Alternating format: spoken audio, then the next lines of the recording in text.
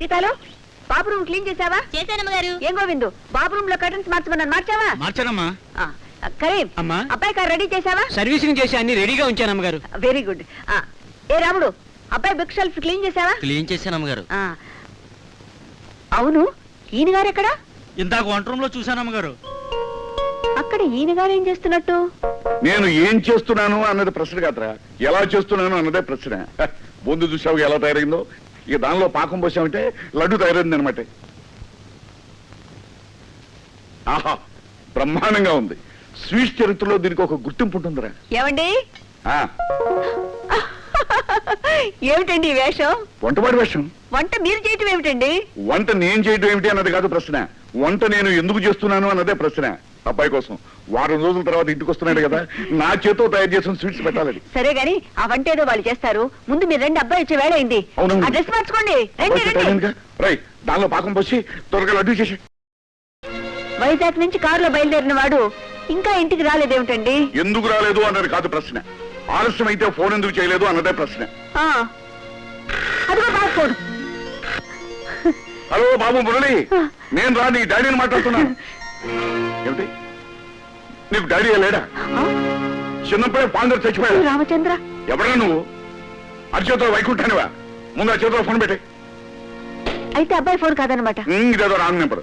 ఇంతవరకు అబ్బాయి ఫోన్ చేయలేదు అంటే అయితే బయలుదేరుంటాడు. దండను కాసేపు సోఫా మీద పెడతాను, చేతుల్లో పెడుతున్నాయి. నోరుమై, అబ్బాయి వచ్చే వరకు నువ్వు ఈ దండతో అలా ఉండాల్సిందే. వాడు రావడానికి ఏడాది పెట్టినా సరే నువ్వు ఈ దండతోనో అదే హారతోనో అలా ఉండాల్సిందే. అడుగు అబ్బాయి వచ్చేసారండి. ఏదో దండ తీసుకురా హారతి. చిచ్చి, అయ్యో అంకులు పెంకులంటూ నువ్వు వచ్చావుట్రా. అబ్బాయి ఇక్కడ. హీరో ఎంట్రీ ముందు సైడ్ క్యారెక్టర్ అడ్వాన్స్ గా రావాలి అంకల్, నీకు తెలీదా? అడుగు మన హీరో. Daddy, mummy. అబ్బా, మీరు యువతలు రండి. బాబు నువ్వు అక్కడే ఉండు. ఇన్ని బహుమతులు పొందిన నీ మీద ఎంత మంది కళ్ళు పడ్డాయో, ఎంత దిష్టి తగిలిందో. ఏ సీతాలు, బాబు దిష్టి తీసి. ఇరుగు దిష్టి, పొరుగు దిష్టి, ఊళ్ళో వాళ్ళ దిష్టి.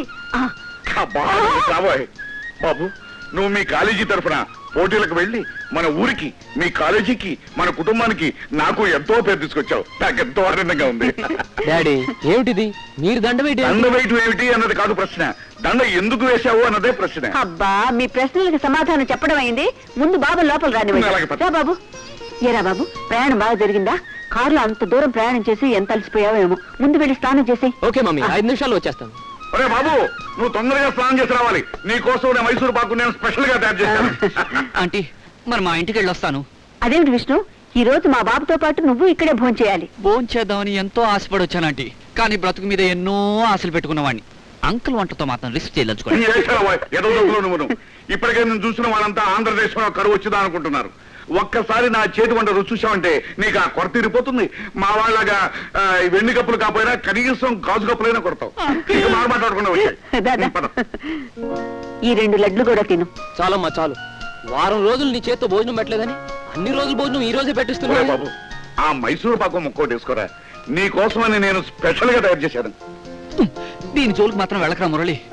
ఇందాలు నేను తినబోతే పన్నుడి లోపలికి. అంటే ఏమిటో నీ ఉద్దేశం? నేను తయారు చేసిన ఆ మైసూరు పాకం ఎందుకో పనికిరాదనే? అన్ని అనలే కదా అంకల్, తినడానికి పనికిరాదు తప్ప చెప్పులకి మేకులు కొట్టడానికి, శత్రువులు రక్తం కారేటట్టు కొట్టడానికి బాగా పనికొస్తుంది. వాడి మాటలు పట్టించుకోక డాడీ, మైసూర్ పాక్ బ్రహ్మాండంగా ఉంది. వినావుగా విశ్వచక్రం మా వాడే ఉన్నాడు.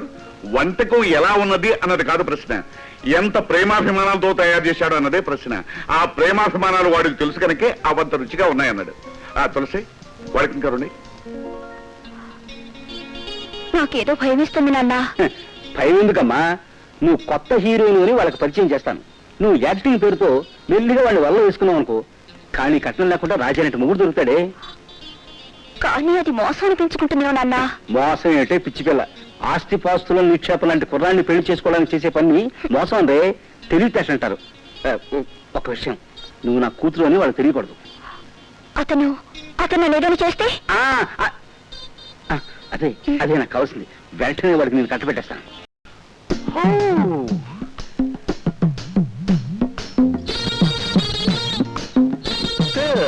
వీరి పేరే నటశ్రీ, దండం పెట్టు. వీరి వంశం పేరు నటనా వంశం. వీరి తండ్రి పేరు నటనారావు.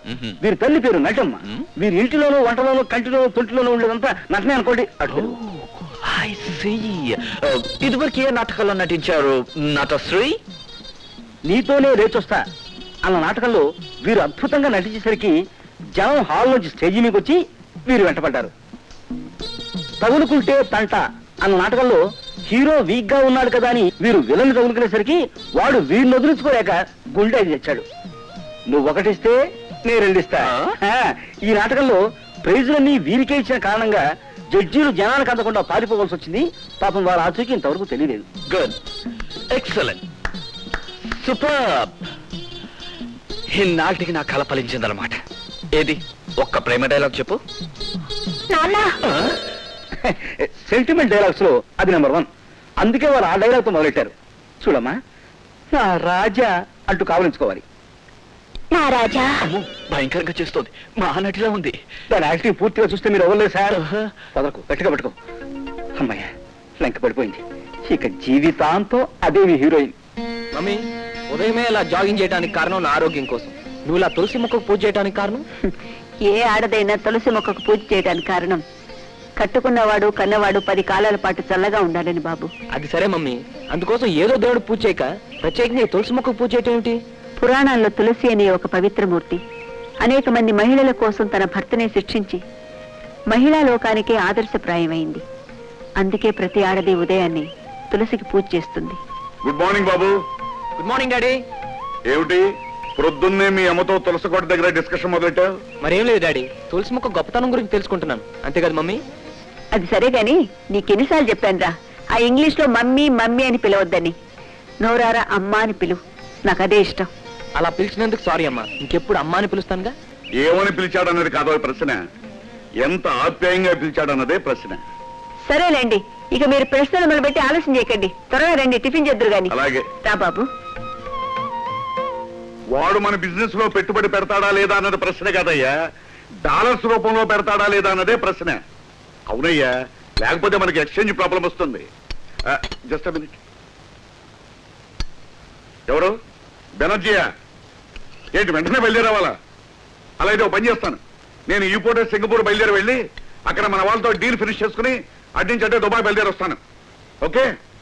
అలాగే. డాడీకి మళ్ళీ ఫారెన్ ట్రిప్ వచ్చినట్టుందే. ఆయనకి ఇదేం కొత్త బాబు, నెలకి 20 రోజులు దేశాలు పట్టుకుని తిరగటమే. ఓకే. ఏమో అలా తిరిగి శ్రమ పడుతున్నాను కనుక ఈ రోజు ఈ సిటీలో నెంబర్ 1 బిజినెస్ మ్యాగ్నెట్ గా ఉన్నాను. అసలు ఎలా తిరుగుతున్నాను అన్నది ప్రశ్న కాదు, ఎందుకు తిరుగుతున్నాను అన్నదే ప్రశ్న. కరెక్ట్. డాడీ, నీకు ప్రశ్నలు తప్ప జవాబులు ఉండవా? వేయబోయి నువ్వు ప్రశ్న, నేను జవాబు చెప్తాను. ఎప్పుడో మీరు జవాబు చెప్పలేని ప్రశ్న వేస్తాడు, ఆ తర్వాత మీకు జవాబు ఉండదు, ప్రశ్న ఉండదు. ముందు తినండి. ఏమిటి ఇడ్లీయా? ఇడ్లీలో కారపొడి నెయ్యాలంటే నేను తిన్నా.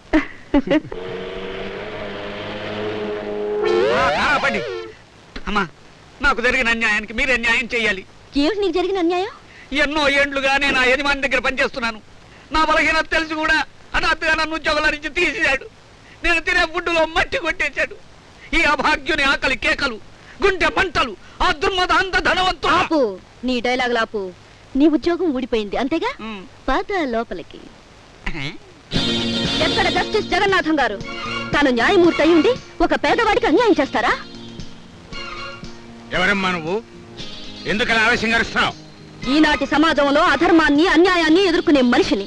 ఇతన్ని హఠాత్తుగా ఉద్యోగంలోంచి ఎందుకు తీసేశారో అడగడానికి వచ్చాను. విషయం తేల్చుకోవడానికి వచ్చాను. ఇంటి పని వంట పని ఒళ్ళు దగ్గర పెట్టుకుని చూసుకోరా అని వాడికి ఉద్యోగం ఇచ్చాను. కానీ నాటకాల పిచ్చితో తన బాధ్యతలు మరిచిపోయి ప్రవర్తించడం వలన వాడిని ఉద్యోగంలో నుంచి తీసివేశాను. నాది నాటకాల పిచ్చి కాదు సార్. నేను పనులు మానేసి డైలాగులు చెప్పడం లేదు. కాఫీ కలుపుతున్నా, కూర తరుగుతున్నా. నాలోని కళాకారుడు కుదురుగా ఉండకపోవడం వల్ల అప్పుడప్పుడు అలా రెచ్చిపోతుంటాను. తప్ప అమ్మా? అంత మాత్రాన నీ ఉద్యోగం తీసే హక్కు ఆయనకి ఎక్కడుంది? నన్ను అడుగుతారేమిటి? ఆయన అడగండి. ఉద్యోగం ఇచ్చిన నాకు తీసేసే అధికారం ఎందుకు లేదు? లేదు యువర్ ఆనర్, అకస్మాత్తుగా పనిలోంచి తీసేసే అధికారం మీకు లేదు. ఒక్క నెల నోటీసైనా ఇవ్వకుండా ఏ యజమాని తన పనివాణ్ణి తీసేయడానికి వీల్లేదు. That's all your honour. ఓహో, వండర్ఫుల్ వండర్ఫుల్, బ్రహ్మాండమైన ఆర్గ్యుమెంట్ మా. ఈ పాయింట్లన్నీ ఆయనకి తెలియవు. కొంచెం గట్టిగా అడగండి, నా ఉద్యోగం నాకు. అతిగా అంటే ఉద్యోగంలో నుంచి కాదు, ఊళ్ళో నుంచి గంటించి వేయగల జాగ్రత్త. అబ్జెక్షన్ యువర్ ఆనర్, మీరు వ్యక్తిగతమైన ద్వేషంతో మాట్లాడుతున్నారు. All right, objection sustain. మీ ఆర్గ్యుమెంట్స్ చాలా పవర్ఫుల్ గాను కన్విన్స్ గాను ఉండటం వలన అతను ఉద్యోగంలో చేర్చుకుంటూ కేసు ఎత్తివేయడమే. Thank you very much daddy. అమ్మా, మీ ఆర్గ్యుమెంట్ కి సార్ అదిరిపోయారు. జస్టిస్ జగన్నాథం కూతుంటే ఏమనుకున్నారో బడుద్దాయి. ప్రత్యర్థులు ఎవరైనా ఆర్గ్యుమెంట్ లో చిత్తు చేసేయగలరు. Correct sir. అసలు అమ్మాయి గారు లా చదివి కోర్టు హాల్లోకి ఎంటర్ అవుతే వారం తిరగకుండా టాప్ మార్చేస్తారు. నువ్వు పని మానేసి కూర్చుని హరికథలు చెప్తే నీ టాప్ పైకి లేచిపో. Well said. వద్దు సార్, కాఫీ కావాలి సార్. ఫ్రెష్ గా వేడిగా త్వరగా. ఒక్క క్షణం. అవైరా, ఇదిగో లేటెస్ట్ టేప్ రికార్డర్ నీకోసమే తెచ్చాను. ఇంట్లో ఒంటరిగా ఉంటున్నాను, ఏమీ తోచట్లేదు అంటున్నావు కదా. నిజంగానేనండి. భర్త వ్యాపారం అంటూ దేశాలంటూ తిరుగుతుంటేను, కొడుకు చదువు కాలేజ్ అంటూ బయట తిరుగుతుంటేను, నాలాంటి ఆడదానికి నిజంగా ఏమీ తోచదండి. అందుకే కదా తీసుకొచ్చాను. ఇది నచ్చలేదంటావా? చెప్పు, రేపు దుబాయ్ వెళ్ళినప్పుడు నీకేం కావాలంటే తీసుకొస్తాను. నాకు తోచడానికి తోడుగా ఉండటానికి తీసుకురావాల్సింది ఇది కాదండి, ఒక చక్కని కోడల్ని. అదేమిటో, వాడు లా పాస్ అవ్వాలి, పెద్ద లాయర్ కావాలి, దేశం అంతా చెప్పుకునేంత పేరు తెచ్చుకోవాలని పట్టుబట్టిందనివి వాడికి అప్పుడే పెళ్ళంటావేంటి? నా ఆశయం వాడు ఎలాగో తీరుస్తాడు, కానీ ఆ తర్వాతైనా వాడి పెళ్లిని గురించి మనం ఆలోచించాలి. అన్నీ ఉందా? ఎప్పుడు కావాలంటే అప్పుడు ఆంధ్ర అంతా చెడామడా తిరిగేసి ఓ పిల్లని తీసుకొచ్చి వాడికి పెళ్లి చేసేస్తే సరే. డాడీ రావాయరా, ఇప్పటి వరకు మీ అమ్మ నేను నీ గురించే మాట్లాడుకుంటున్నాం. నీకు వెంటనే పెళ్లి చేసి కోడల పిల్లని తెచ్చుకుని ఎదుగుండా కూర్చోబెట్టుకుని కాలక్షేపం చేయాలని మీ అమ్మ కోరిక. అందుకని అర్జెంటుగా నీకు ఓ సంబంధం చూసి. మీరు శ్రమపడి నాకు సంబంధం చూడటం డాడీ? అంటే మాకు తెలియకుండానే నువ్వు ఎవరైనా అమ్మాయిని చూసుకున్నావుంటే మన సంగతి చెప్పే కాబట్ట. తులసి, ఈ విషయం వాడు నేను డిస్కస్ చేసుకున్నా కానీ ఈ లోపుగా నువ్వు వెళ్ళి విస్కీ బాటిల్ షారాలు గ్లాసు పట్టి. ఒరే బాబు, నీకు నచ్చిన పిల్ల ఎవరైనా ఉంటే ధైర్యంగా మీ నాన్నతో చెప్పి, ఆయన కాదన్నా నేను పట్టుబట్టి మీ ఇద్దరు పెళ్లి జరిపిస్తాను. అలాగే ముందు వెళ్ళి విస్కీ బాటిల్ ఇస్తారా? కమన్. ఇప్పుడు చెప్పరా బాబు, ఎవరైనా అమ్మాయిని కన్నా ప్రేమించావా? ప్రేమించావంటే ఇంచుమించు అలాంటి పనే చేశాను అనుకో డాడీ. కాకపోతే ఇదిగో, ప్రేమ విషయంలో దక్కకూడదు. ఎవరిని ప్రేమించావు అన్నది కాదు ప్రశ్న, ప్రేమ విషయంలో ఎంత తెగించావు అన్నదే ప్రశ్న. అప్పట్లో మీ అమ్మను నేను ఎంత చిన్న ప్రచండగా ప్రేమించానో తెలుసా? అంటే అమ్మను నువ్వు ప్రేమించి పెళ్లి చేసుకున్నావా డాడీ? మరేమనుకున్నావా? మీ అమ్మ కోసం గోడలు దూకేవాడిని. ఇదే దినచర్యగా పెట్టుకున్నానని మీ తాతయ్యకి తెలిసి గోడలకి గాజు బెంకులు పెట్టించాడు. దిక్కుమాలిన కుక్కల్ని కాపలా పెట్టాడు. అయినా దంకేనా, గాజు బెంకులు గీసుకుపోతున్నా, కుక్కలు పిక్కలు పెట్టినా, జంకు గొగ్గు లేకుండా, నదులు బెదురు లేకుండా వెళ్ళి మీ అమ్మను కలుసుకునేవాడా. ఆఖరికి పెళ్లి విషయం తాతగారితో ఎలా మాట్లాడావు డాడీ? ఏముంది, ఒకరోజు పూనకు వచ్చి మీ అమ్మ చేయించుకుని సరాసరి వాళ్ళ బాబు దగ్గర తీసుకెళ్లాను. మా పెళ్లి చేస్తావా చస్తావా అని రెచ్చిపోయాను. బాబు, ఆయనకి చావడానికి ఇష్టం లేదులే ఉంది. మా ఇద్దరు పెళ్లి చేశాడు. అందుకని ప్రేమ విషయంలో తగ్గకుండా ధైర్యంగా నాలాగా పెళ్లికి ప్రొసీడ్ అయిపోవాలి. బాబు మురళి, ప్రేమ పెసరట్టు అంటూ ఏవేమో కోసేస్తున్నారు. ఆయన మాటలు నమ్మావంటే అంతే. అంటే నాన్న చెప్పిందంతా నిజం కాదంటావమ్మా? అవునరా బాబు, వాళ్ళ నాన్నగారితో పెళ్లి చూపులకు వచ్చి పిత్తరు చూపులు చూశారు. మా నాన్నగారు పలకరించబోతే గడగడ ఒడిగిపోయి ఒళ్ళంతా చెమటలు పెట్టి ఆ గుడ్డలు. సరేవాయ్, అప్పుడు నేను చేద్దాం అనుకుని చేయలేకపోయినవన్నీ కనీసం అబ్బాయినా చేస్తాడేమో నేను చెప్పాను. అలా చెప్పండి. అయినా నేను ఏం చెప్పాను అన్నది కాదు ప్రశ్న, అబ్బాయి ఏం చేస్తాడు అన్నదే ప్రశ్న. కరెక్టే కదా? అయితే ప్రొసీడ్.